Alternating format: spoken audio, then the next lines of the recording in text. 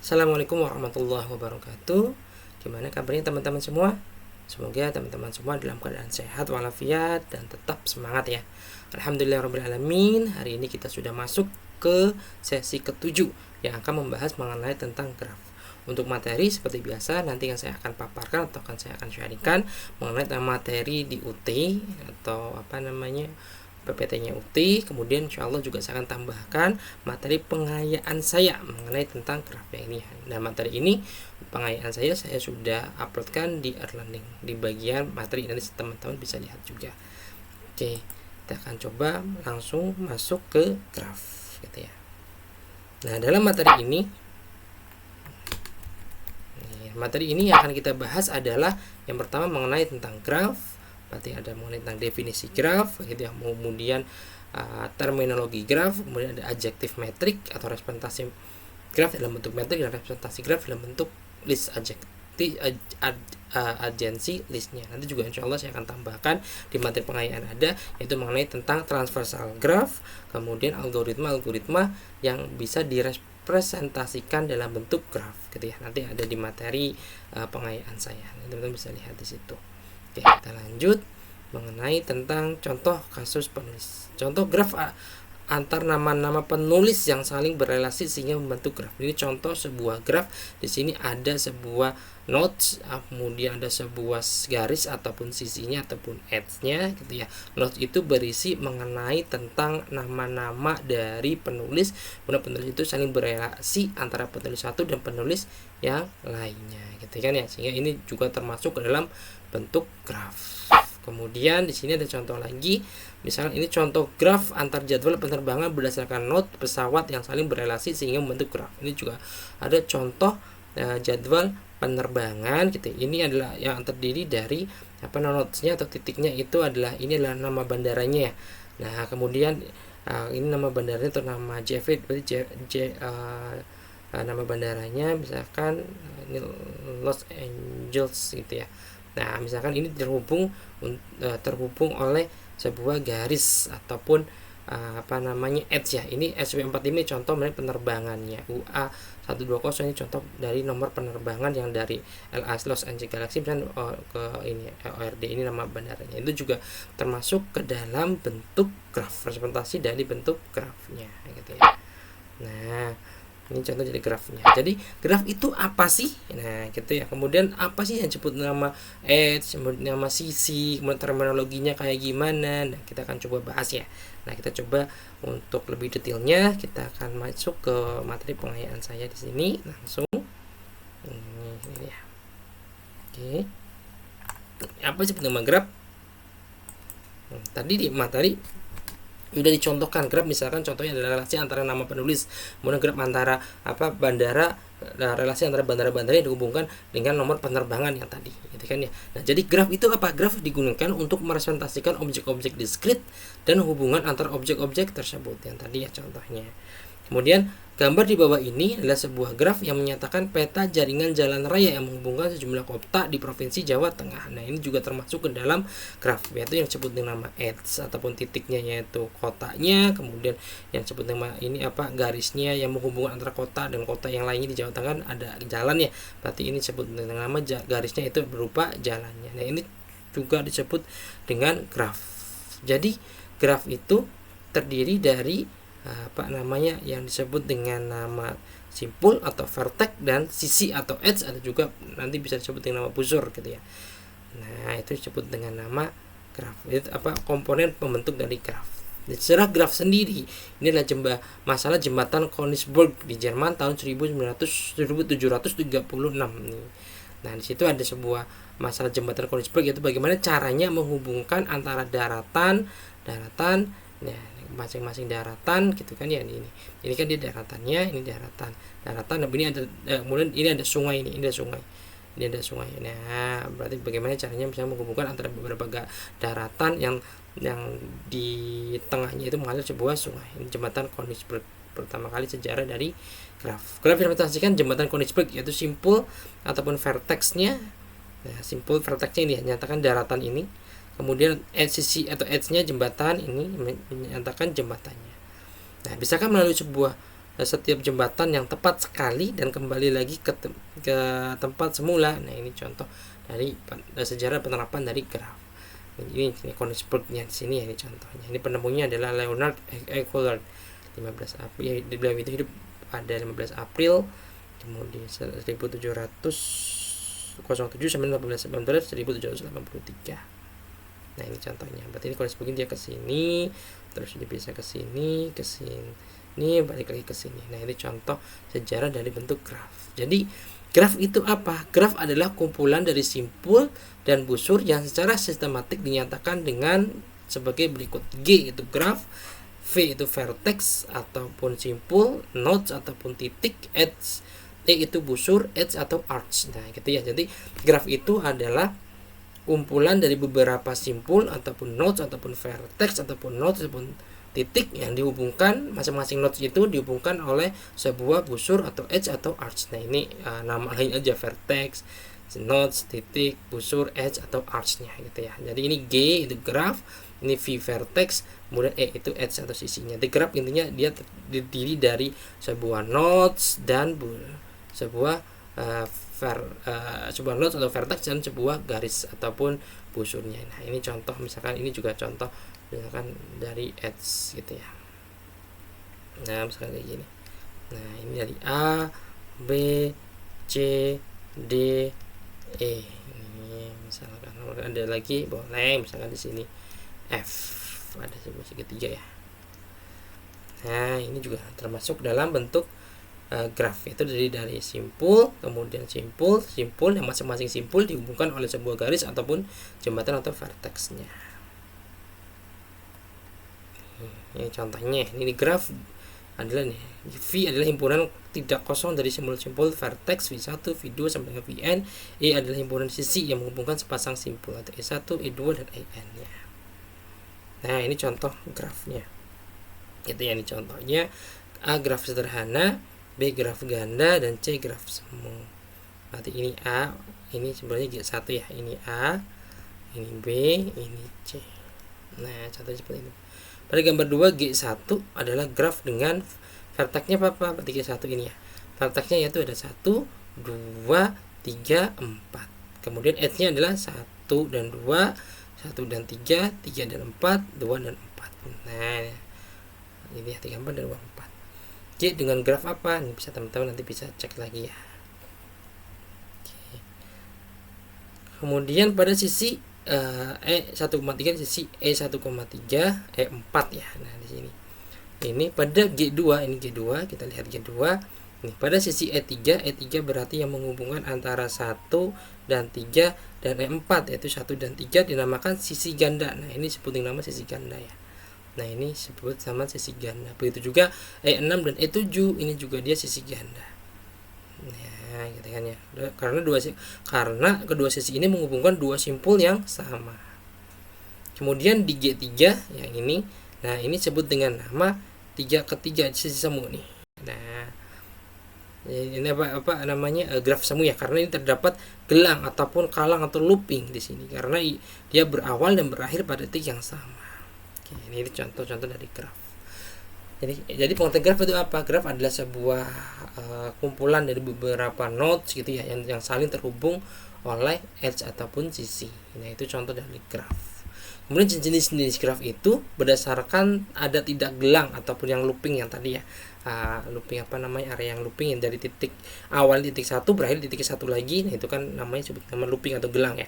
Nah, berdasarkan tidak ada gelang atau sisi ganda yang tadi menghubungkan ada dua titik yang terhubung, contohnya ada di G2 yang tadi teman-teman bisa lihat di situ. Nah, maka graf digolongkan menjadi dua jenis berdasarkan ini ya, tidak ada sisi ganda dan tidak ada gelangnya. Itu ada dua jenisnya tuh, graf sederhana dan graf tak sederhana atau simple graph sama unsimple graph. Simple graph adalah graf yang tidak mengandung gelang maupun sisi ganda. Ini berarti yang tadi nomor 1 ya, ini graf sederhana karena tidak mengandung sisi gelang sama sisi ganda. Kemudian kedua ada sisi graf tak sederhana atau unsimple graph. Graf yang mengandung sisi ganda atau gelang dinamakan graf tak sederhana. Nih, G2 dan G3 pada gambar 2 ada contoh-contoh graf sederhana, tak sederhana. Nanti ini G2 yang maka G3 ini adalah contoh graf tidak sederhana karena terdapat G2 terhadap graf dengan sisi ganda, kemudian G3 terdapat graf looping gitu ya, yang kayaknya. Kemudian berdasarkan orientasi arah pada sisi, maka graf umum dibedakan menjadi dua. Berarti berdasarkan arahnya itu graf tak berarah dan graf berarah gitu ya. Ini contohnya di 1, 2 maupun 3 ini adalah graf tidak berarah karena tidak mempunyai arah gitu ya. Nah, kemudian graf berarah itu gambar G3 itu dia nggak ada arah. Contoh graf arah yang ini nih. Nah, ini G4 sama G5 di graf berarah. Graf yang mempunyai arah gitu kan ya. Kalau graf yang tak berarah berarti graf yang seperti ini G1, G2, G3 dia tidak mempunyai arah. Kalau G4, G5 dia mempunyai arah. Ini graf berarah ganda. Ini graf berarah dan graf berarah ganda. Ini contoh graf. Kemudian ada lagi graf berbobot atau Y graph. Jika setiap busur mempunyai nilai yang menyatakan hubungan antara dua buah simpul, maka busur tersebut dinyatakan memiliki bobot. Nah, kemudian ada juga disebut nama graf berbobot, yaitu graf yang simpul, graf yang edge-nya ataupun busurnya itu mempunyai nilai. Nah, contohnya misalkan ini ya tadi kita representasikan menjadi jalan kota dari Brebes ke Tegal, gitu kan, misalkan mempunyai nilainya apa, maksudnya jaraknya mungkin berapa kilometer gitu ya. Contoh yang tadi di atas jalan yang menghubungkan kota-kota di Jawa Tengah, misalkan dari Tegal misalkan ke Pemalang, nah itu kan ada punya bobotnya, ataupun si jalannya itu kan punya bobot berapa kilometer. Nah itu contoh dari graf berbobot. Nih, bobot sebuah busur yang menyatakan panjang sebuah jalan, contohnya tadi ya, bulat titik sepanjang jalannya. Nah, ini contoh graf berbobot ya.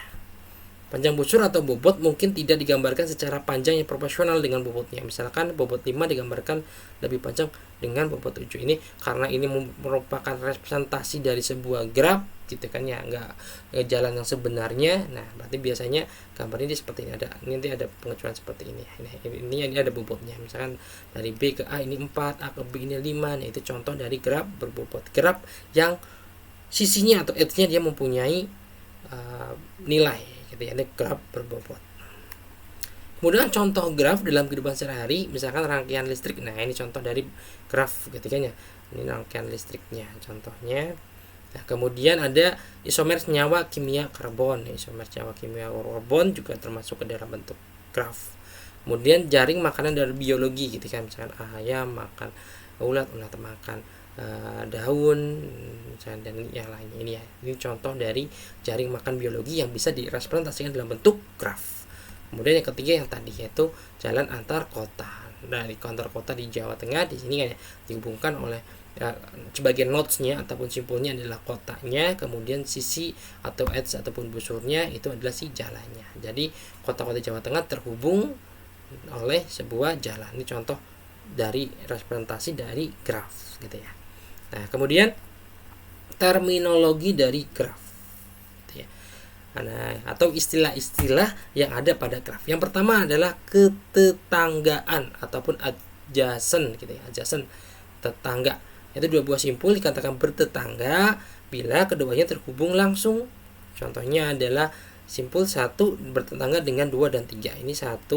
Kenapa dia bertetangga 2 dan 3? Karena ada sebuah garis yang menghubungkan antara 1 dan 2, 1 dan 3. Gitu ya, ini 1 dan 3. Simpul 1 tidak bertetanggaan dengan simpul 4. Nah, simpul 1 ini sebagai 1, dia tidak bertetanggaan atau adjacent dengan 4. Kenapa? Karena tidak ada garis yang menghubungkan langsung dari 1 ke 4 gitu ya, tapi melalui 2 dulu atau melalui 3 dulu. Makanya 1 dan 4 ini tidak bertetangga ataupun tidak adjacentnya gitu ya. Nah, berarti contohnya misalnya ini 1 bertentangan dengan apa? 2 dan 3 bertentangan dengan apa? 2 dan 4. Nah, intinya simpul yang bertetangga adalah simpul yang terhubung langsung oleh garis ataupun edge. Nah, itu sebenarnya simpul bertetangga. Kemudian bersisian ataupun insidensi gitu ya. Insidensi, bersisian atau adjacent. Tadi adjacent itu adalah bertetangga ataupun bersisian adalah insidensi. Nah, untuk sembarang sisi E VJ ke VK dinyatakan dia bersisian apabila E bersisian dengan simpul VJ atau E bersisian dengan simpul VK. Nah, contohnya misalnya graf 1 tinjau ini ya. Graf 1 sisi 23 ini berarti ini sisi 23 yang ini. Nah, itu bersisian dengan simpul 2 dan 3. Nah, itu bersisian dengan simpul 2 dan 3. Artinya adalah bersisian adalah ini ya, garis yang menghubungkan antara titik. Nah, itu satu titik yang lain itu bersisian. Contohnya sisi 2 dan 4 bersisian dengan 2 dan 4. Berarti garis 2 dan 4 dia bersisian dengan simpul 2 dan 4. Kenapa? Karena simpul 2 dan 4 ini garis ataupun sisi 2 dan 4 itu menghubungkan antara simpul 2 dan 4. Sedangkan tetapi 1 dan 2 ini 1 dan 2 yang ini 1 dan 2 garis ataupun busur ataupun edge 1 dan 2 itu tidak bersisian dengan 4. Kenapa? Karena yang sisi ataupun garis 1 dan 2 yang menghubungkan antara simpul 1 dan 2 gitu ya, tidak menghubungkan simpul 4. Makanya garis ataupun jembatan ataupun edge gitu kan ya, 1 dan 2 itu tidak bersisian dengan simpul 4. Nah, seperti itu. Kemudian ada yang disebut nama simpul terpencil atau isolated vertex, yaitu simpul yang tidak mempunyai sisi yang bersisian dengannya. Misalnya 5 ya. 5 kan dia tidak ada sebuah garis yang menghubungkan antara 5 dengan simpul yang lainnya. Makanya 5 itu disebut dengan nama simpul terpencil atau isolated vertex-nya. Kemudian ada lagi yang terminologi atau istilah pada graf itu graf kosong, itu graf yang tidak mempunyai edge ataupun garis ya. Nah, dia hanya simpulnya saja tapi tidak mempunyai edge ataupun garis, disebut dengan nama graf kosong atau null graph atau empty graph. Kemudian di situ ada namanya terminologi ataupun istilah pada graf, yaitu ada degree ataupun derajat. Derajat suatu simpul adalah jumlah sisi yang bersisian dengan simpul tersebut. Nih, berarti derajat suatu simpul adalah jumlah sisi yang bersisian dengan simpul tersebut. Misalnya tinjau G1. Misalkan di sini notasinya D berarti derajat ya, ataupun degree dari V itu vertex. Degree dari 1. Oh, berarti ini ada berapa garis yang bersisian atau garis yang menghubungkan atau melewati sisi 1, yaitu 2 ya. Yaitu 1 dan 2, 1 dan 3. Nih, D1 sama D4 sama. Kemudian untuk D2 dan 3 ini ada 3 karena ada garis 1 2, ada 2 D3 dan 2 dan 4. Maka ininya adalah 3 derajatnya. Kemudian untuk yang terpencil ini simpul terpencil, vertex terpencil, dia tidak mempunyai derajat karena tidak ada sisi yang bersisian. Nah, ketika ini nggak ada, makanya dia 0 derajat 5-nya. 4 dia hanya 1, yaitu sisi 3 dan 4 saja. Ini disebut dengan nama simpul anting-anting atau pendant vertex. Ini pendant vertex ya. Simpul anting-anting 4 itu disebut dengan nama pendant vertex karena dia mempunyai hanya satu yang bersisi derajatnya 1. Berarti setiap vertex ataupun setiap simpul yang punya derajat 1 disebut dengan nama simpul anting-anting ataupun pendant vertex-nya. Kemudian di G2 ini ada 4 derajat 1, yaitu ada E2, E1, E3 dan E5. Nah, tambah dengan loop ya. Berarti loop itu tambah. Ini makanya posisinya dia ada 4. 2 berapa? 2 juga sama, ada E2, E1, E4 sama E5 ditambah dengan loop atau gelang. Ini itu ada derajat. Kemudian ini adalah contoh pada graf di atas. Derajat setiap simpul ditunjukkan pada simpul masing-masing. Misalnya 3 berarti dia ada sisi ataupun garis yang melewati 3 ada 3, 7 simpul yang melewati 7. Contohnya 1, 2, 3, 4, 5, 6, 7. Nah, seperti itu ya, nanti teman-teman bisa bahas di sini. Kemudian tinjau graf. Nih, kemudian ada namanya derajat in, derajat out. Kalau misalkan ini kan contoh dari graf yang tidak berarah ya. Tidak berarah berarti kita hitungnya adalah sisi yang bersisian, semua sisi yang bersisian. Tapi kalau misalkan derajat yang ini tak berarah, derajat yang tak berarah ini, kalau derajat yang berarah berarti ada namanya derajat in dan derajat outnya. Derajat in berarti derajat sisi yang keluar atau yang masuk, derajat in berarti sisi yang masuk ke dalam simpul tersebut. Kalau derajat out berarti simpul ataupun sisi yang keluar dari derajat tersebut. Misalkan 1 nih intinya. Nah, berarti yang keluarkan berapa? Derajat in, derajat innya berapa? Derajat yang masuknya. Oh, masuknya cuma ini 1, 2. Oh, berarti derajat innya dia 2, sedangkan derajat outnya dia 1, yaitu 1 ke 2 in doang ini. Nah, berarti 1, 1. Nah, itu ada derajat in, derajat out untuk graf berarah. Nah, nanti teman-teman bisa cek di sini ya. Bisa di ini lagi. Ada latihan juga nanti bisa dikerjakan. Ya, maaf ada jawabannya sih. Yang teman-teman tinggal menelaah saja di sini. Kemudian ada juga disebut dengan nama lintasan atau paths.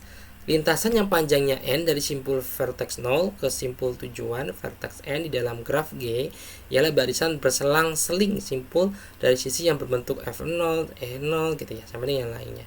Yang tinjau graf G1 yang ini contohnya. Ini gitu ya. Ini ada lintasan adalah lintasan dengan barisan sisi 1 2 2 4 4 3 gitu ya. Nanti lintasannya berarti 1 2, kemudian ada juga ini ya, lintasan 1 2 3 4 ini kan ya. Itu adalah lintasan dengan baris sisi adalah 1 2 2 3 dan 3 4 atau 4 3. Panjang lintasan adalah jumlah sisi dalam lintasan tersebut. Contohnya adalah lintasan 1 2 3 4 itu panjang sisinya berapa atau panjang garisnya ya. Ada 1 2 3. Berarti panjang lintasannya dia 3. Nah, kemudian disebut dengan nama siklus ataupun cycle ataupun sirkuit, yaitu lintas yang berawal dan berakhir pada simpul yang sama, disebut dengan nama sirkuit ataupun siklusnya ya. Contohnya di sini ada G1, kemudian kedua, kemudian ketiga, kemudian ke satu lagi. Berarti awal dari satu berakhirnya di satu lagi. Nah, itu disebut dengan nama sirkuit ataupun cycle. Panjangnya berapa? Panjangnya adalah sisi ataupun garis yang dilewatinya ada 1 2 3, panjangnya 3 ya, disebut nama siklus mulai di awal, akhirnya mulai di titik tersebut, akhirnya juga titik tersebut. Itu namanya sirkuit ataupun siklus. Kemudian ada yang namanya terhubung atau terminologi pada graf terhubung, yaitu dua buah simpul V1 dan V2 disebut dengan terhubung jika terdapat lintasan dari V1 ke V2. Nah, berarti yang disebut terhubung kalau dia terdapat lintasan. Misalkan di sini atau connecting graph ya, terhubung jika untuk setiap simpul V1 VJ dalam simpulan V terdapat lintasan dari VI ke VJ-nya. Jika tidak, G disebut graf tak terhubung. Ini contoh dari ini kan dia terhubung ya. Berarti dari 2 dia bisa, dari 2 ke 3 dia bisa hubung 2 1 3 gitu kan ya. Ini contohnya. Ini juga tercontoh graf terhubung. Misalkan mau ke 7 pada saat 5 6 7, atau mau ke 7 ke 5 7 8 6 5 atau 7 6 5. Ini contohnya seperti itu. Nah, graf G dikatakan terhubung jika graf tidak berarah terhubung. Graf tidak berarah dan G diperoleh dengan dihilangkan arahnya. Dua simpul V dan V pada graf G disebut terhubung kuat jika terdapat lintasan berarah dari U ke V dan juga lintasan berarah dari U ke V. Nah, kalau misalkan ini tadi pada graf tak berarah, kalau misalkan pada graf berarah itu ada namanya terhubung kuat ataupun strongly connected sama terhubung lemah atau weakly connected. Kalau weakly connected itu ada contohnya nanti misalkan antara A dan B. Nah, berarti ada ini masuk ke sini, ini masuk ke sini, berarti kan ini disebut dengan nama strongly connected. Kemudian U dan V tidak terhubung kuat apabila pada graf tidak berarah. Nih, maka U dan V dikatakan terhubung lemah. Ini contohnya di sini. Nah, gini kan ya.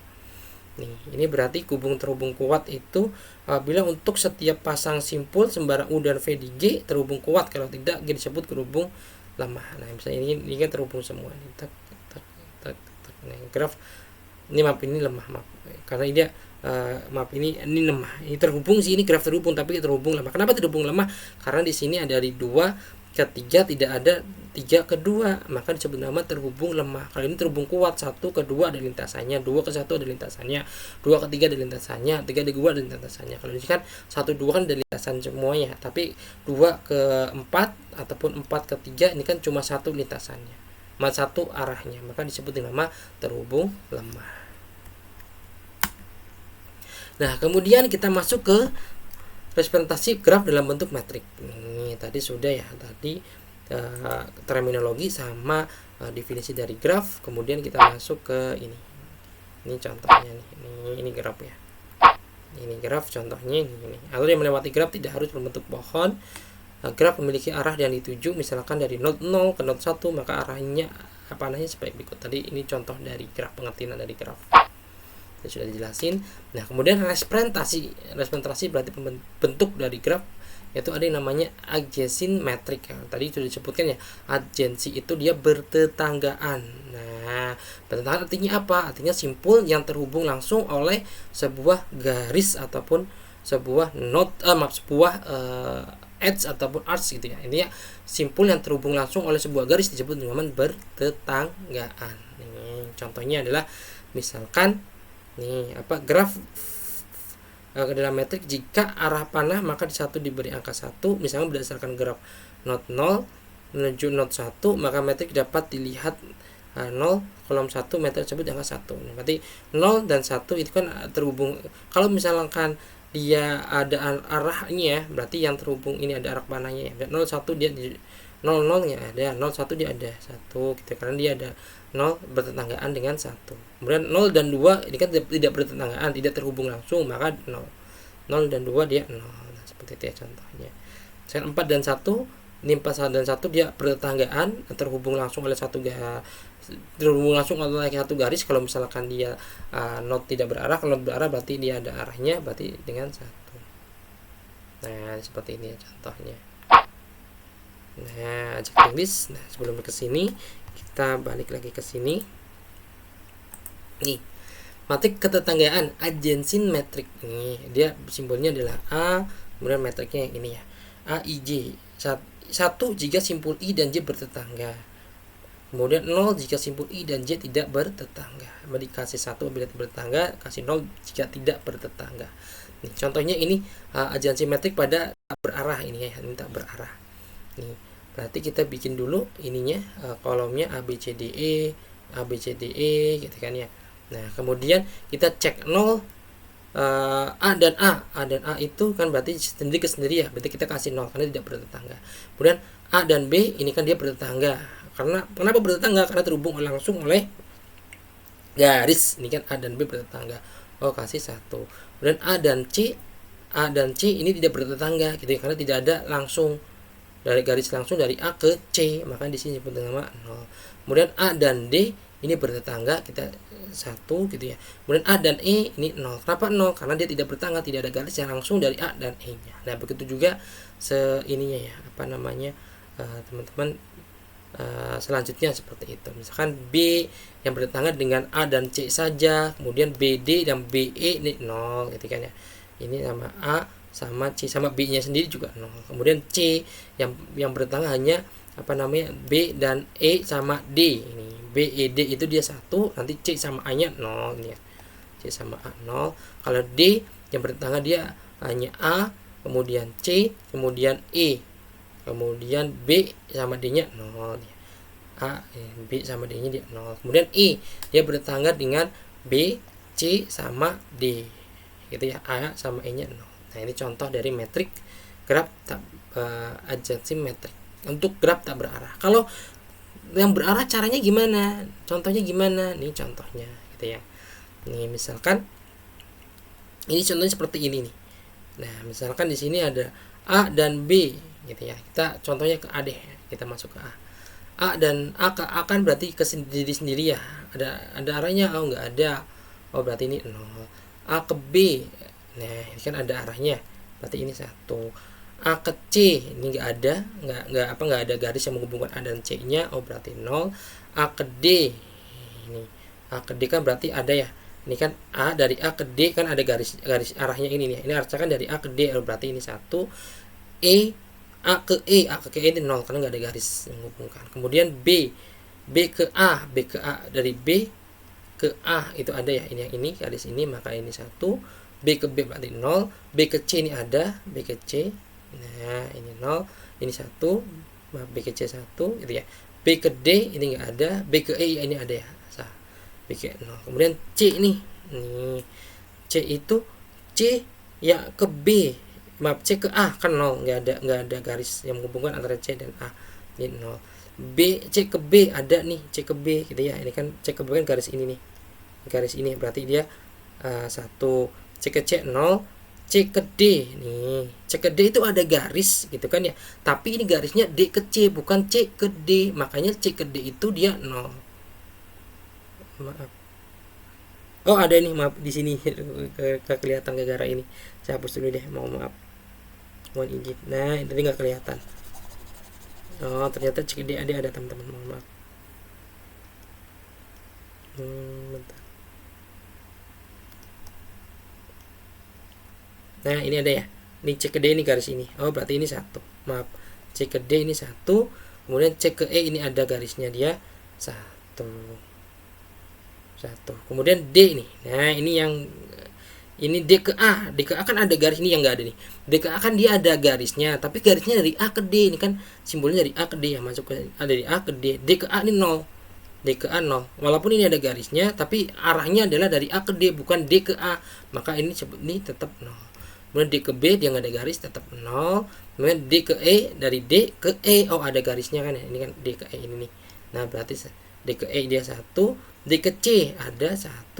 D ke D 0. Kemudian E. Nah ini yang menarik E. Kita cek.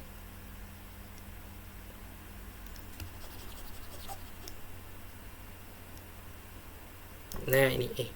E ini kan dia nggak ada arah dari E kemana-mana. Adanya adalah dari beberapa notes ke E ya. E berarti nggak ada garis keluar, ada garis masuk semua nih. Ini garis masuk semua kan ya, tiga-tiganya. Oh makanya ini adalah 0 0 0 0 0. Nah itu untuk arah, berarti mengikuti arahnya. Tapi kalau minta berarah, kalau dia terhubung garis, berarti dia bertetanggaan. Tapi kalau graf berarah, nah kita lihat dulu arahnya ada nggak dari note tersebut ke note yang lainnya. Nah itu bedanya antara agensi metrik pada graf berarah dan tidak berarah gitu ya. Nah kemudian ada juga graf berarah dan berbobot. Ini berarti yang ditulisnya adalah bobotnya, bukan 01 lagi, tapi tulisnya adalah bobotnya. Kalau misalkan 0 berarti dia tidak mempunyai tidak bertetanggaan. Tapi kalau bertetanggaan bukan satu lagi ditulis bobotnya. Ada beberapa yang tulis bobotnya seperti ya. Contohnya adalah dari A ke B. Ini kan A ke B bobotnya 5, berarti tulis 5. Kemudian A ke D 2 ya, tulis 2. Nah, itu seperti itu contohnya dari graf berarah dan berbobot. Ini contohnya nih teman-teman. Ini kemudian ini metriknya seperti ini ya. Nah ini metriknya. Atau juga boleh juga seperti ini juga boleh. Ya tadi 0 1 0 1. Nah seperti itu. Ini karena dia punya arah dari 0 ke 1 ada arahnya, dari 1 ke 2 ada arahnya seperti itu. Nah makanya di situ dia ada 0 dan 1. Wah. Kemudian dari 1 ke 6, 1 ke 6 kan ada arahnya kan ya. 1 ke 6 ini 1, ini 6. Nah ini kan 1, ini 6, kan ada ya, ini 1. Tapi dari 6 ke 1, nah ini dia 0. Kenapa? Karena nggak ada, ini kan termasuk ke dalam graf berarah. Nah 6 ke 1 dia 0. Kenapa? Karena tidak ada graf yang arahnya dari 6 ke 1. Ini makanya 6 ke 1 ini 0 gitu ya. 6 ke 1 ini 0. Ini contohnya seperti itu teman-teman. Kemudian ada agensi list. Nih, kalau sini tadi kita udah bahas mengenai agensi metrik, agensi metrik pada graf berarah, graf tidak berarah, graf berarah dan berbobot tadi udah kita bahas. Nah, kemudian sebelum masuk agensi listnya, ini contoh. Ini biasanya tulis seperti ini biasanya. Dalam bentuk metriknya seperti ini. Ini ada metriknya. Nanti kan beliau kurung siku ya. Nah, seperti ini. Ini contohnya.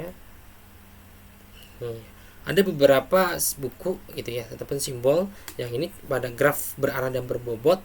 Nih, ada yang menuliskan 0 gitu ya, ada juga yang menuliskan dia tak hingga. Nah, dan juga yang menuliskan seperti ini. Kan ini graf berbobot nih. Dari A ke A kan nggak ada, dari A ke C ada nggak? Dari ke C kan nggak ada langsung kan ya. Nah, berarti A ke C itu ini tak hingga. Ada beberapa buku, ada 2 buku yang ada menuliskan 0, kemudian ada juga menuliskan tak berhingga untuk agensi metrik graf berarah dan berbobotnya. Oke, kemudian sebelum masuk ke metrik bersisian ataupun insidensi metrik gitu ya. Nah, kita coba masuk ke sini dulu teman-teman semua. Nah, ada namanya agensi list. Nih, ini agensi list. Agensi list adalah menampilkan graf ke dalam metrik jika pada arah panah maka diberi angka not yang dituju. Misalkan kolom 0 diberi angka 1 dan 4. Nah, berarti 0 itu dia bertentangan dengan 1 dan 4. Ini agency list ya. Berarti list tetangganya 0 siapa saja 1 dan 4. Nah, itu disebut dengan agency list. Kalau agency metriknya diisi 0101, kalau dia bertetangga berarti dia isi 1, kalau dia bertetangga isi 0. Tapi kalau agency listnya, nah kita mengelis siapa saja tetangga dari node 0, node 1, 2, 3, 4, 5, 6, 7, 8, 9, 10 sampai dengan 11 ya. Contohnya ini ya, misalkan 5 nih, berarti 5 tetangganya siapa saja? Ini tetangganya banyak nih. Ada 1, kemudian ada 4, ada 6, ada 9, dan ada 2. Ini ya, ada 1, 2, 6, 9, ada 4. Nih, berarti agency list adalah kita mengelis siapa saja tetangga dari node masing-masing. Nah, gitu. Ini contoh dari agency listnya. Oke, nah ini untuk sudah selesai untuk materi nya. Kita coba masuk ke sini ya, kita pengayaan-nya. Ada yang namanya selain tadi metrik bertetanggaan, ada juga sebenarnya metrik bersisian atau sebut nama agency metrik, incidency metrik gitu ya. Ini metrik bersisian, simbolnya sama AIJ. 1 jika simbol I bersisian dengan J, 0 jika I tidak bersisian dengan J. Nah, ini contohnya nih, misalkan 1 dengan E1, berarti E1 kan bersisian ya, karena dia menghubungkan antara 1 dan 2, berarti ini 1. Dan 1 dengan E4 ini bersisian juga nih, karena dia maksudnya garis ini melewati lewat E1 lah. Nah, E2 bersisian juga, ini bersisian. E2 sama E3 ini tidak bersisian, maka disebut dengan 0 ya. E1 dengan E3 tidak bersisian karena E3 itu tidak menghubungkan simpul 1. E3 itu menghubungkan 2 dan 3. Nah, makanya E3 ini dia 0. Kemudian 1 dengan E4 ini bersisian, 1 dan E5 tidak bersisian karena E5 itu tidak menghubungkan 1, dia menghubungkan 3 dan 4, makanya 0. Nah, begitu juga seininya ya, teman-teman. Cara lihatnya dia seperti itu. Nah, ini contohnya. Nah, itu ya, ada metrik bersisian, ada metrik bertetanggaan. Ini contohnya seperti ini. Nah, ini contohnya 4. Nah, ini 4 itu dia bersisian dengan E5 saja nih, selebihnya dia tidak punya. Gitu ya. Kemudian representasi graf dalam bentuk linked list, graph tree gitu kan ya. Dia bentuknya adalah linked list. Kalau ini graph ini dia double linked list gitu ya. Dimana nanti ada namanya linked list kan ada L, ada right, kemudian infonya ada L sama info sama right-nya. Nah, kemudian left ini menuju ke simpul vertex berikutnya dalam untaian simpul yang ada. Berarti node left itu dia menuju ke simpul yang lainnya. Kalau R itu dia menuju ke edge pertama. Gitu ya. Itu juga kalau left menuju ke simpul vertex tujuan yang terhubung dengan vertex simpul asal. Kalau right ini menuju ke simpul edge. Intinya untuk representasi graf dalam bentuk linked list itu contohnya dalam double linked list ya, ada node-nya, berarti ada ada 2 nih untuk ininya, pointernya. Nah, pointer itu ada 2, ada left, ada right-nya. Kemudian ada info atau datanya. Left langsung menuju ke simpul, kemudian untuk right dia menuju ke edge ataupun garisnya. Nah, ini contohnya dalam C++ gitu ya. Ini ada div left, info, right, vertex, edge-nya. Nah, ini contohnya. Untuk vertex A memiliki 2 edge yang terhubung, yaitu S. Ini vertex A kan berarti ada E1 dan E2. Berarti ini left, ini right ya. Kalau left kan terhubung ke simpul, ke ini, ke left ini ya, ke vertex atau simpulnya. Sedangkan untuk A ke right-nya berarti ke E1, ini E1, baru ini ke E2. Ini E2.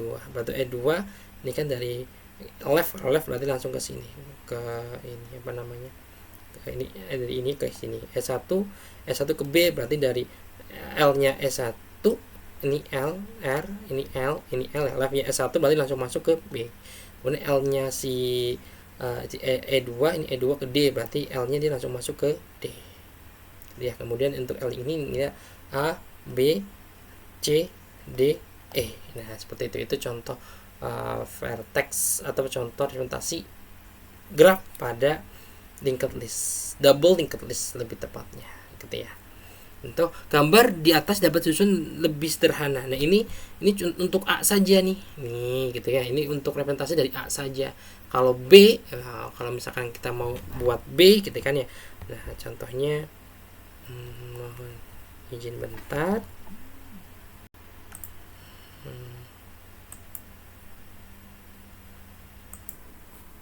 Mohon izin, maaf tadi ada ini gangguan teknis. Oke, kita lanjut lagi yang ini ya.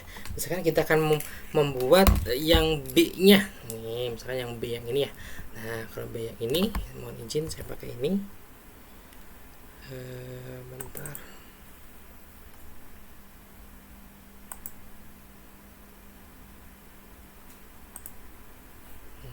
Oke, ini. Nah, yang ini B-nya. Berarti B itu, nah sini ya, berarti B. Nah, maaf. Ada 2, ada L, ada R-nya, kemudian ini B-nya. Nah, B itu kan dia kalau misalkan gini, R-nya kan menghubungkan ini, ada dong lagi, ini berarti L, ini R. Nih, B itu berarti berapa? Ada H-nya itu ada E3 sama E4. Kita ke sini. Nah, ini ada E3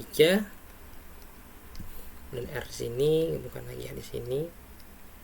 Mohon izin. Nah, di sini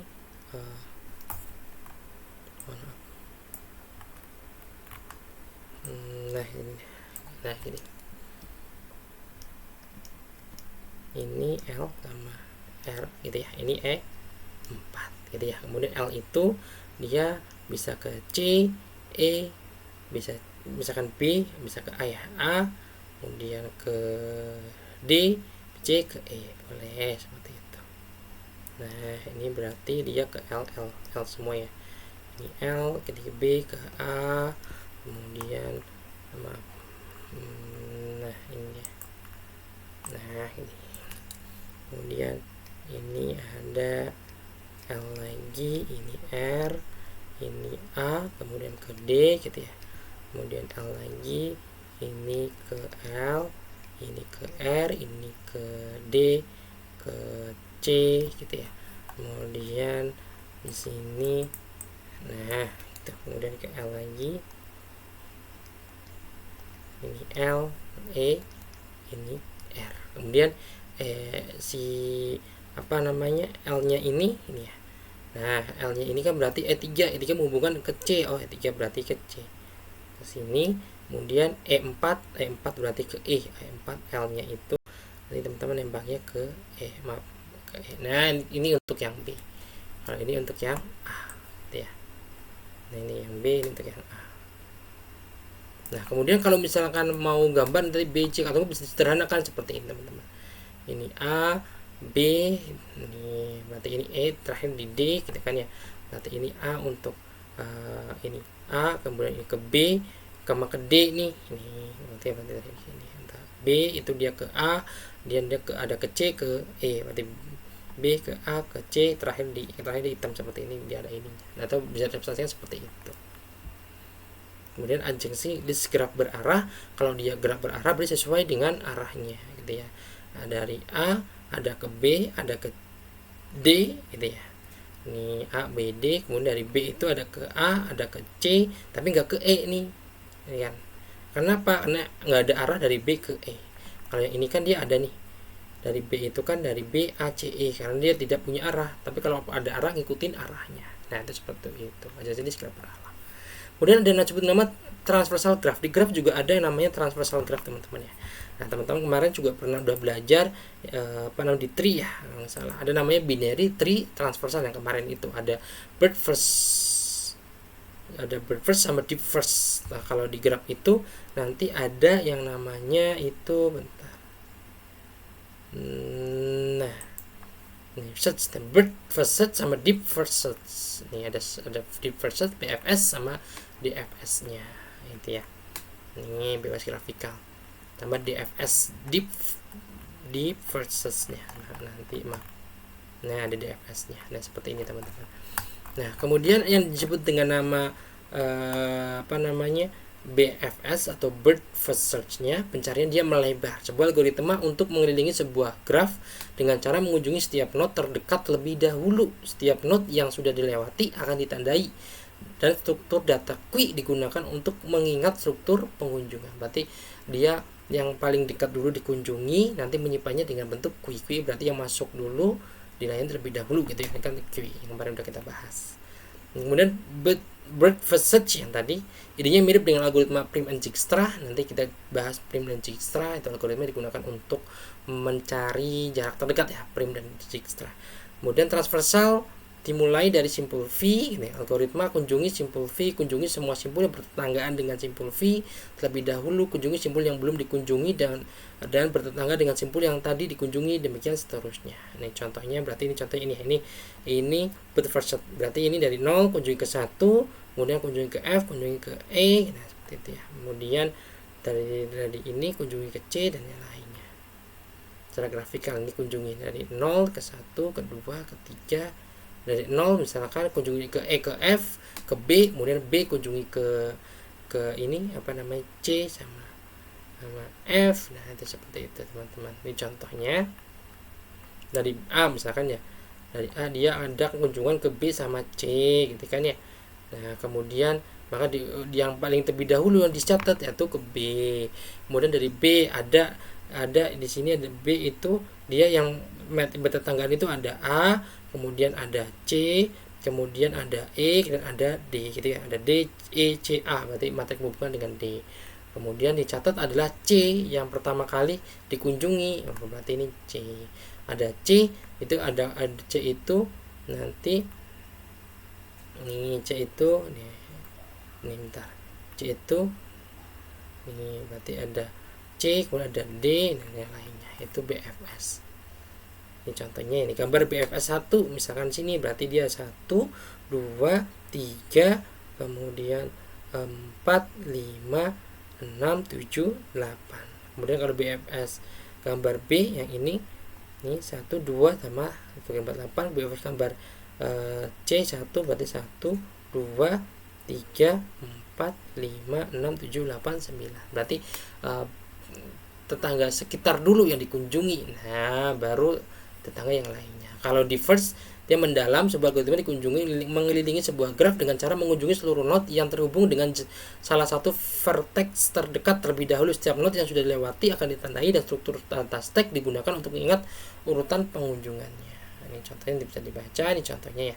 Misalkan A, ini A ke C, kemudian ya ke B, ini contohnya DFS gitu ya.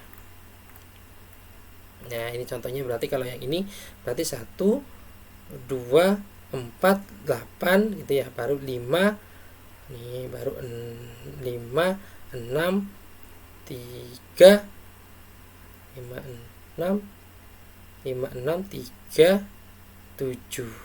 Nih gitu ya. Gampangannya bedanya antara gini deh. Kalau saya dianalogikan, kalau Breadth First Search sama Deep First Search, kalau Breadth yang ini ya, apa namanya, Breadth First Search itu, nah itu kalau misalkan analoginya ketika kita lebaran kemarin gitu kan ya, kita kan mau bersilaturahmi atau minta maaf dengan tetangga gitu kan ya. Nah kalau Breadth First Search itu adalah minta maafnya dengan tetangga rumah, baik itu tetangga di depan, tetangga di samping kanan, tetangga di belakang, samping kiri. Nah berarti selamanya itu ke tetangga yang rumahnya dekat dulu. Nah berarti ini menurut tetangga. Kalau misalkan di FS, analoginya adalah kita salamannya ada tetangga yang satu jalur.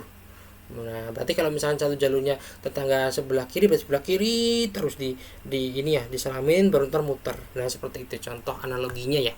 Kalau Breadth First Search berarti tetangga kanan, kiri, depan, belakang. Kalau yang Deep First Search berarti tetangga yang satu jalur yang disalaminya waktu lebaran kemarin. Nah itu analoginya misalnya seperti itu. Oke, kemudian kita langsung masuk ke algoritma. Nih ada namanya algoritma pada graf atau algoritma yang biasanya direpresentasikan dalam bentuk graf. Ini ada pohon rentang minimum atau spanning tree gitu ya teman-teman. Berarti ini contohnya adalah, kita langsung singkat aja ya. Contohnya adalah misalkan ini bagaimana caranya, misalkan ada sebuah perumahan, itu perumahan baru misalkan. Nah bagaimana caranya setiap perumahan itu terhubung oleh pipa air gitu kan ya, tapi dengan syarat yaitu menggunakan pipa air sependek mungkin. Pipa air sependek mungkin bisa mengaliri air semua rumah. Nah, itu contoh dari aplikasi pohon merentang minimum gitu ya. Contohnya adalah jumlah ruas jalan seminim mungkin dan dapat menghubungkan semua kota hingga setiap kota tetap terhubung satu sama lain. Nah, perhitungan rutin pada jaringan komputer. Nah, contoh lagi yang tadi ya, contohnya misalnya kita ada sebuah pengembang, ada developer, nah ingin menyalurkan air ke seluruh perumahan baru, tapi dengan catatan menggunakan pipa yang seminimal mungkin. Contoh aplikasi pohon rentang minimum. Nih, graf terhubung mungkin punya lebih dari satu pohon rentang minimum. Pohon rentang berbobot minimum dinamakan pohon rentang minimum atau minimum spanning tree. Ini contohnya ya. Nah, berarti ini ada graf awal seperti ini gitu ya. Nanti pohon rentang minimumnya itu seperti ini. Nah, berarti kan intinya adalah bagaimana caranya semua node terhubung tapi dengan edge yang sedikit mungkin. Nah, itu contoh dari pohon rentang minimum.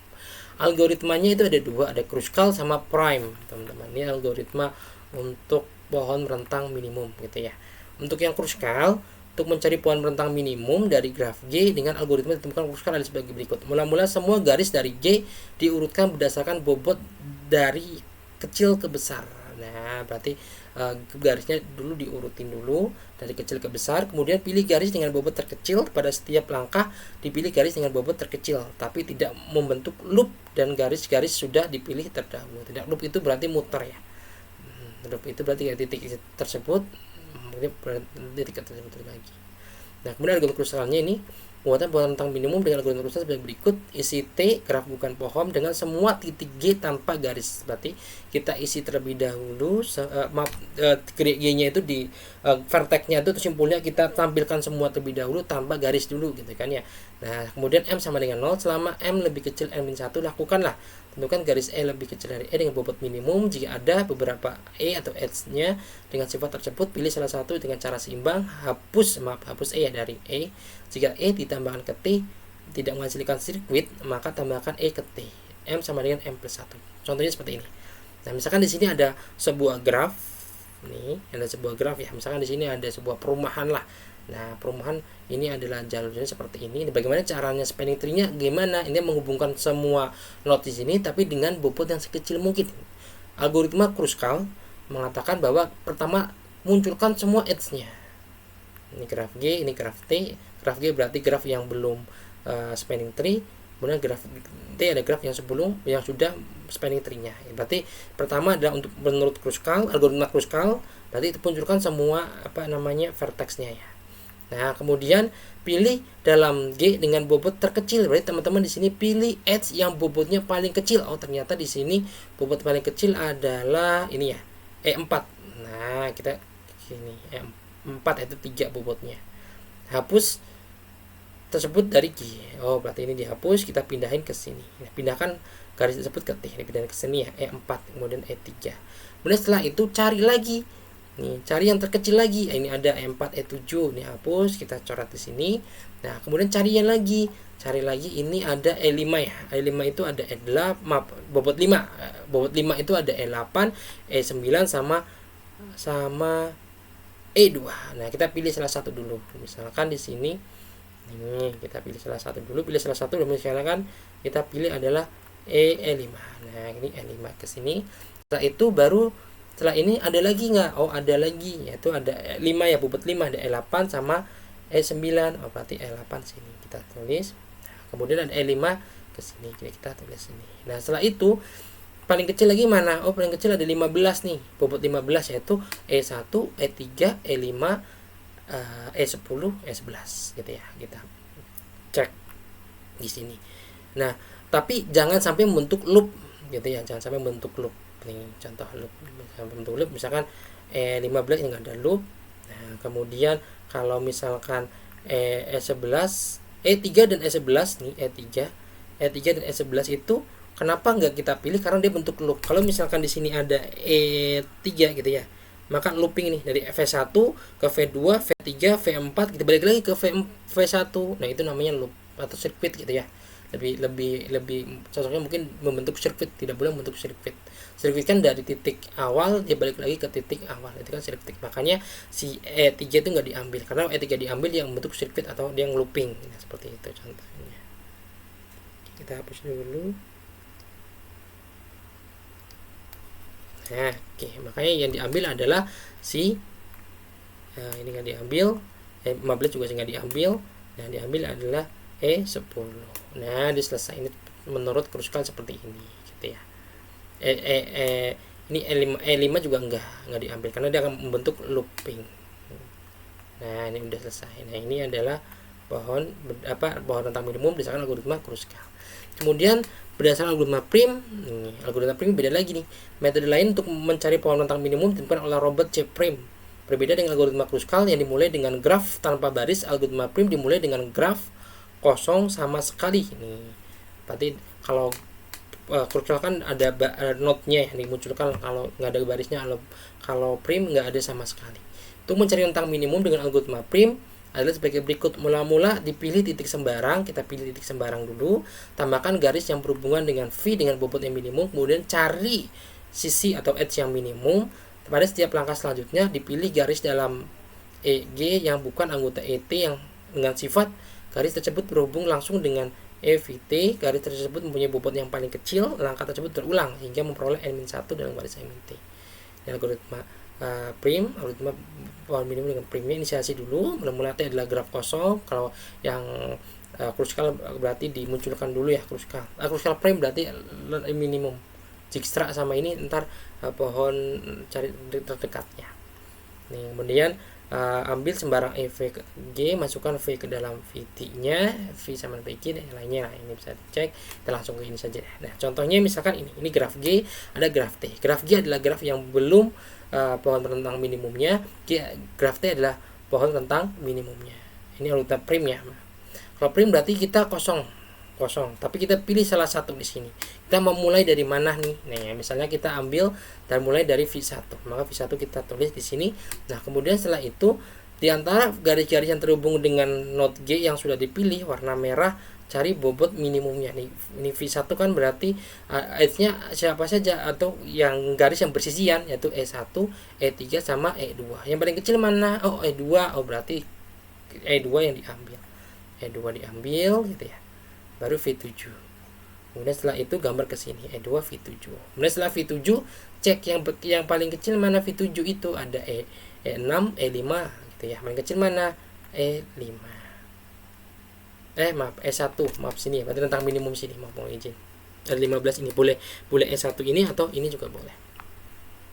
V7 intinya mohon izin saya lewat. Maksudnya adalah intinya kan V1 semua V7. Berarti teman-teman carinya adalah baris yang bersisian dengan V1 dan V7. V1 dan V7 kan ada E1, E3, E6 sama E5 ya. Paling kecil mana? Adalah E5 dengan E3 maupun E1. Pilih salah satu gitu ya. Nah, contohnya adalah E15. Kemudian di V2. Berarti baris yang bersisian dengan V7, V1, V2 siapa? Ada E4, kemudian E5, E3, E6 sama E5. Yang kecil mana? E4. Yaitu 3. Berarti kita tulis di sini. Nah, kemudian yang bersisian mana antara F3 ada E5, E8, 15, E6 sama E15. Paling kecil mana? Paling kecil yaitu bobot 5 nih, ada E8 sama E9. Nah, kita pilih salah satu. Ya, misalkan E8, 5. Berarti ya tulis lagi. Kemudian yang bersisian dengan kalau ke sini ke looping, jadi nggak dipilih, yaitu ada bersisian dengan ini V7 sama ini sama dengan V1 yang belum ini ya, belum ada berarti. Nah, V4 ada E7 belum ada E7, E6, E5 yang kecil adalah E7 yaitu bobotnya 4. E7 tulis di sini 6. E6 ada E15, E10 sama E15. Yang kecil yang mana? 15 semua. Nah, pilih salah satu. Misalkan kita E10 saja. Boleh ke sini. Ada yang ini ya, maaf. V3 tadi belum. Ada E5, maaf. Nah, di sini kan ada nih. Di sini ada 4 udah ketuliskan 4 berarti yang bersisian dengan ini berarti ada E9, kemudian ini looping E6, E15 yang kecil E9 tulis. Nah, baru ini looping pada E15 nya dia di sini. Nah, itu berdasarkan pohon rentang minimum untuk prime gitu ya. Kalau yang kruskal yang tadi munculkan semua node-nya, baru cari vertex yang cari edge yang bobotnya paling terkecil. Kalau misalkan algoritma prime kosong, pilih sembarang node-nya, pilih, kemudian pilih bobot yang terkecil untuk edge-nya, itu baru dimunculkan dari lainnya. Nah, seperti ini teman-teman ya contohnya. Ini latihan, nanti bisa buat latihan untuk di atas algoritma kruskal atau prime, silahkan. Nah, kemudian kita masuk ke jalur terpendek gitu ya. Jalur terpendek yaitu permasalahan jalur terpendek yang tadi adalah power rentang minimum. Contohnya adalah misalkan kita akan membangun perumahan baru, kita akan developernya mau mengimplementasikan pump. Bagaimana caranya semua rumah terair dengan air tapi dengan pipa yang sependek mungkin. Kalau jalur terpendek adalah misalkan kita dari rumah nih mau ke kampus UT misalnya di Jakarta gitu kan ya. Nah, jarak terdekatnya lewat mana nih? Nah, itu masuk ke jalur terpendek gitu ya.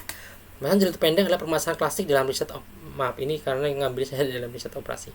Misalkan contohnya adalah labir garis menunjukkan jalan kota satu kota yang lainnya. Misalkan dari V1 ke V5 kan ada jalurnya banyak nih, ada ke V2, V3, V5 atau ke sini nih V4, V6 atau V5 gitu kan ya. Nah, mana sih jalur yang terpendek gitu kan ya. Nah, ini contohnya seperti itu. Untuk algoritmanya sendiri dengan jalur PET jarak minimum ada beberapa jenis permasalahan jalur terpendek antara dua buah titik. Yang tadi contohnya V1 ke V7 berapa jalur terpendeknya. Ada jalur terpendek antara semua pasang titik dalam graf, jalur terpendek dalam graf, jalur terpendek dari suatu titik ke titik yang lain. Nanti yang kita bahas ini jalur terpendek antara dua titik saja. Untuk yang ini. Kemudian algoritma yang lain banyak. Nah, ada dua algoritma, yaitu algoritma Dijkstra. Ini ya. Kemudian ada lagi nanti algoritma ini berdasarkan Dijkstra.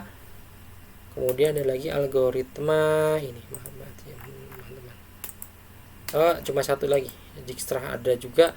Kalau misalkan ini dia nanti ya, kalau di sini cuma algoritma Dijkstra. Sebenarnya banyak algoritma untuk jalur terpendek itu banyak, dan Dijkstra itu ada lagi gitu ya. Ini biasanya kalau di ini ya, saat routing gitu ya, routing backup router kan, kalau misalnya router salah satunya dia mati, nah itu kan dia muter cari jalur terpendek ya, itu ada menggunakan algoritma yang lain. Nanti lebih detailnya mungkin teman-teman pas belajar networking ya, itu ada namanya algoritma yang digunakan untuk routing. Nah, routing. Kalau di sini kita Dijkstra yang coba kita lebih detailkan gitu ya, untuk algoritma Dijkstra. Atau mungkin di buku juga mungkin sudah dibahas ya jalur terpendek. Tapi sini saya coba akan menekankan Dijkstra, algoritma Dijkstra untuk mencari jalur terpendek antara dua titik gitu ya, antara dua titik. Nah, kita menggunakan algoritma Dijkstra. Yaitu algoritma ditemukan oleh Dijkstra merupakan algoritma mencari jalur terpendek dua titik. Misalkan G adalah graf berlabel berarah atau tidak berarah dengan titik VG atau vertexnya adalah V1 dengan Vn. PET jalur terpendek dicari dengan Vn ke V1 ke Vn, maksudnya jalur terpendek antara dua titik ya. Algoritma Dijkstra dimulai dari V1 dan dalam hitungan algoritma akan mencari satu titik dengan jumlah bobot yang lebih kecil dari V1, kemudian titik-titik tersebut dipisahkan dan titik menyusul lagi perhitungan berikutnya. Ini contoh algoritma Dijkstra gitu ya, algoritma Dijkstra. Jadi misalkan VG 1, 2, 3 dengan Vn, L himpunan titik E, VG sudah terpilih titik permanen, DJ adalah jumlah bobot PET terkecil dari VJ ke VI ke VJ, dan VIJ bobot garis dari titik VI ke titik VJ, WI1J jumlah bobot PET terkecil dari V1 ke VJ. Algoritma Dijkstra untuk mencari PET terpendek adalah sebagai berikut. Inisialisasi dulu, kemudian untuk ini selama VN belum permanen lakukanlah titik tidak permanen terkecil gitu ya. Nah, anggota dan lebih detailnya ya kan teman-teman, kita langsung praktikum di sini ya. Nah, jadi langsung lihat ke studi kasusnya. Jadi menurut algoritma Dijkstra, jalur terpendek dari V ke Vn adalah melalui titik-titik dalam L secara berurutan dengan jumlah bobot PET terkecil adalah Dn. Ini contoh algoritma Dijkstra. Oke. Ini jalur terpendek algoritma Dijkstra. Misalkan di sini gitu ya. Titik awalnya adalah V1. Kemudian dari V1 kita akan ke V7. Nih, titik awalnya V1 gitu ya. Kita mencari V1 ke V7. Nah, ini contohnya ini contoh misalkan ini adalah kotanya V1 sama dengan kita mau dari V1 ke V7, jalur mana yang paling pendek gitu kan ya, dengan menggunakan algoritma Dijkstra gitu ya. Ini contohnya. Oke, kita hapus dulu ininya bentar. Nah, oke, kita lanjut. Nah, oke. Nah, V1 itu kita kasih 0 dulu untuk bobot V1-nya. Bobot ini ya, simpulnya nih, bukan bobot ininya. Kemudian dari V1 nih, cari titik yang dapat dikunjungi langsung dari titik permanen terakhir. Untuk titik yang belum punya nilai jarak, berarti intinya kalau algoritma Dijkstra adalah teman-teman menghitung titik-titik setiap vertexnya, itu bobotnya berapa gitu ya. Yang terkecil dia yang jalan seperti itu. Nah, kemudian untuk titik yang belum punya nilai jarak kan V2 yang V3 ya. Dari V1 berarti bertetanggaan adalah vertex berapa? Vertex 2 dan vertex 3. Vertex 2 dan vertex 3 itu belum punya nilai. Kalau belum punya nilai ini ya, berarti set nilai jarak sama dengan nilai jarak titik permanen tambah jarak.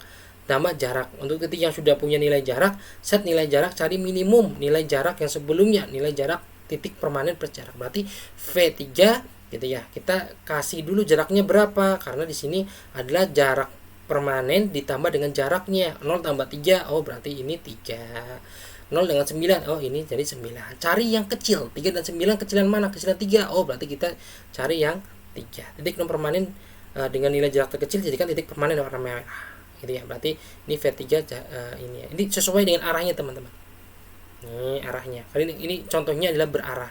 Kalau tidak berarah berarti bebas nih.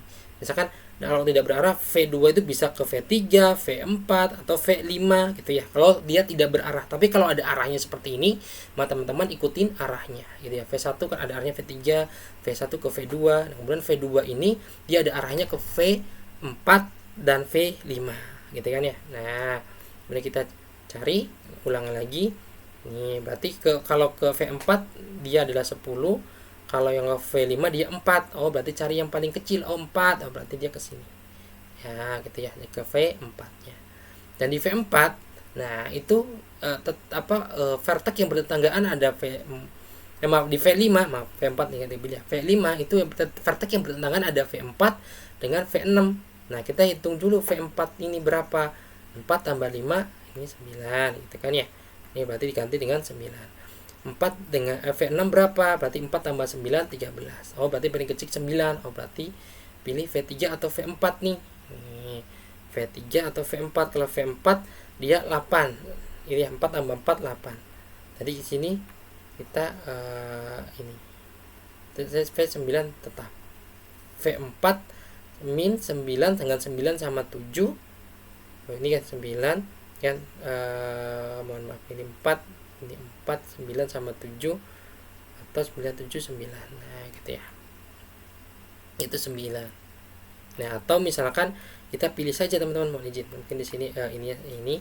Nah ini kalau ke V4 kan sebenarnya ini nggak ada nih, nggak ada ya. V3 kan dia nggak ada arah V5 ke V4, adanya kan V4 sama dengan V6. Oh berarti kita pilih 9. Nah otomatis kita pilih 9 saja nih, masuk langsung ke sini ya, langsung ke V4 9. Kemudian V4 itu ada V6 sama V7 nih.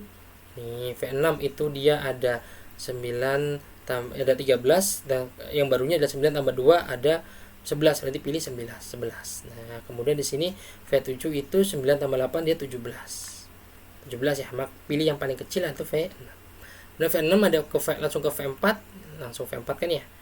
V4 ada 17 yang pertama, kemudian 11 tambah ini 15. Oh, berarti 15. Nah, berarti ini titik permanen menjadi iterasi yang dihentikan. Oke, berarti nanti ininya adalah paling panjang titik minimumnya adalah 15. Jalan terpendeknya dia 15. Kemudian kita buat tabel iterasi. Nah, iterasi ke 0, V1, V2 gitu ya. Seterusnya yang pertama adalah yang ke sini. Ini jalur dipakai karena D7 berubah dari V17. Kemudian jalur dipakai karena V6 berubah dari 13. Kemudian jalur tidak dipakai tetap V9 ke 9. Jalur dipakai karena ini 0D5, kemudian jalur dipakai di kosongnya. Kemudian iterasinya dari jadi dia ke sini ya. Kalau saya berarti dari ini, maaf.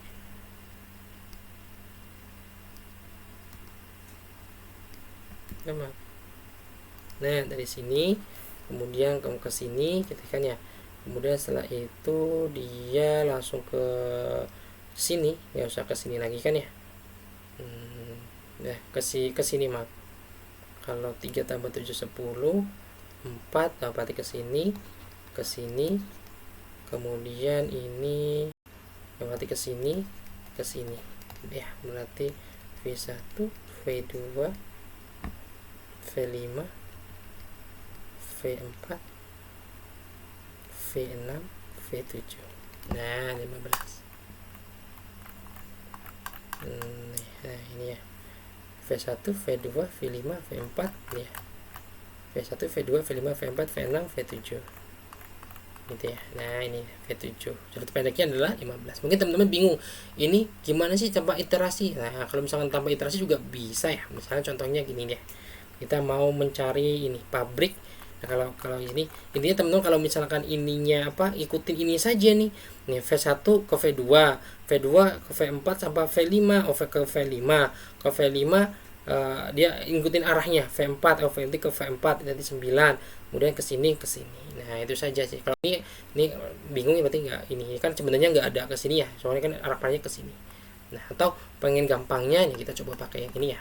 Nih, kita akan mencari yang ini contohnya. Bentar. Nah, ini ya. Contohnya nih, menggunakan algoritma Dijkstra. Caranya bagaimana? Caranya adalah pertama kita mau mencari misalnya dari 1 ke 2 ke 6. Nih, dari source-nya dia 1, destination-nya dia ke 6. Nah, kemudian algoritma Dijkstra yang pertama kita kasih 0 dulu di sini ya. Setelah kasih 0 dulu, karena ini tidak mempunyai arah, teman-teman, berarti ini bisa nih antara 2, 5, 2, 3. Yang penting yang bersisian saja kita langsung ini cek ya gitu kan ya. Nah, ini 1. Ini 1 kita vertex yang tetangga dengan 1 yang langsung terhubung oleh garis adalah 2 dan 3. Nah, berarti 2 dan 3 kita isi dulu nilai bobotnya berapa. Bobot 2 berapa? Bobot 2 adalah jarak 1 dan 2 ditambah dengan titik permanennya. Berarti ini ya. Berarti 10 tambah 0. Oh, berarti ini 10. Kemudian 3 itu berarti 20 tambah 0. Oh, berarti 20. Nah, misalnya ini merah ya. Oke, pilih yang jaraknya bobotnya kecil. Oh, berarti ini 2. Berarti 1 ke 2. Berarti 1 ke 2. Nah, ini kedua. Kemudian kedua, kita cek lagi yang vertex ataupun simpul yang bertetanggaan dengan simpul 2 ada siapa saja? Ada 4, gitu ya, ada 5 dan ada 3 nih, gitu. Kita cari bobotnya masing-masing simpul ataupun vertex yang bertetanggaan. Untuk 4 berarti bobotnya berapa? 20 tambah 10. Oh, berarti ini 30. Kemudian untuk 5 bobotnya berapa? 10 tambah 10. Oh, berarti ini 20, gitu kan ya. Nah, kemudian untuk bobot si ini 3 berapa? 10 ditambah 5. Oh, berarti ini 15. 15 ini 15. Udah ada 20. 15 sama 20 kecilan mana? Kecilan 15 nih. Oke, berarti ini. Oke, gitu ya. Oh, berarti berpilih tuh yang paling kecil yang mana? Oh, paling kecil yang ini nih. Nah, 3. Oh, berarti 3. Kemudian setelah 3 kita cek yang bersisian dengan 3 ada siapa saja. Ternyata ada 5. Ya udah, otomatis ini 5. Berarti 3 ini berarti 1 2 3 gitu ya. Berarti ke 5. Langsung ke 5. Maaf.